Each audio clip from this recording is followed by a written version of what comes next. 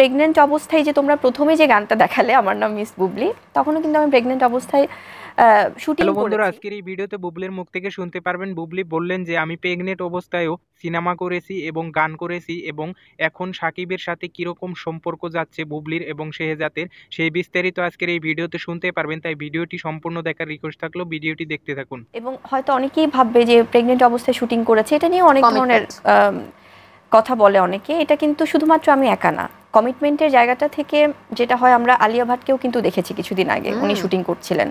তো আমি তো ওনারও আগে শুটিং করেছি বাংলাদেশে। সো আমাদের দেশে সব কিছু নিয়ে এত জাজমেন্টাল হয়ে যায়, কারণ আমার যখন কমিটমেন্টটা করা ছিল তখন অলরেডি আমি শুটিংটা করে ফেলতে পারতাম, বাট এটা সামহাউ ডিলে হচ্ছিল।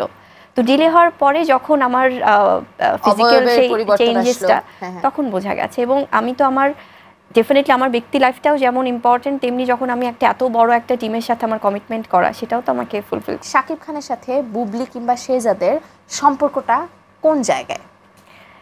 এটা হয় কি, আমি আসলে যতবারই এই ধরনের ব্যাপারগুলো এনেছি সামনে বা বলেছি, প্রত্যেকবারই না আমি কিন্তু কাউকে অসম্মান করে কিছু বলিনি। এটা আমি সবাইকে অনুরোধ করব, যারা যারা বা এই প্রোগ্রামটা দেখেও যারা কমেন্ট করবে তাদেরকেও আমি অনুরোধ করব যে আপনারা যদি একটু আর্কাইভগুলো দেখেন, আপনারা যদি আমার ইন্টারভিউসগুলো দেখেন, আপনারা যদি আমাকে যখনই কোনো প্রোগ্রামে যাচ্ছি, যখনই কেউ জিজ্ঞেস করছে বা যখনই জার্নালিস্টরা জিজ্ঞেস করছে, তখনই কিন্তু আমি সেই উত্তরটা দিচ্ছি। সেই উত্তরটাতে কিন্তু আমি কাউকে কখনো ডিসরেসপেক্ট করিনি, অসম্মান করিনি। তো সেখান থেকেও পরবর্তীতে না এটাকে এত বাজেভাবে অন্য কেউ বা অন্য অনেকেই হয়তো এটাকে প্রেজেন্ট করতে চায়, আমি জানি না কেন। এটা হয়তো বা একটা প্রোপাগান্ডা ছড়াতে চায়। বা সন্তানের এই সম্পর্কটা তো আসলে ফর লাইফ টাইম, মানে এটা সারা জীবনের জন্য। এটা পৃথিবী এপার ওপার হয়ে গেল, এই সম্পর্কটা সবসময় খুব সুন্দর থাকবে, সেটাই আশা করি। আর আমি আরও একটা জিনিসও সবসময় আমি খেয়াল করি যে যখনই হয় না যে আমি মা হিসেবে শেহজাদকে নিয়ে যখন তার বাবা খুব, কারণ আমি তো আমার সন্তানকে সারাক্ষণ পাচ্ছি আলহামদুলিল্লাহ। শেহজাদ আমার সাথে ঘুমাচ্ছে, আমার সাথে তার কথা বলা, তার আস্তে আস্তে করে বেড়ে ওঠা আমি সবসময় দেখছি।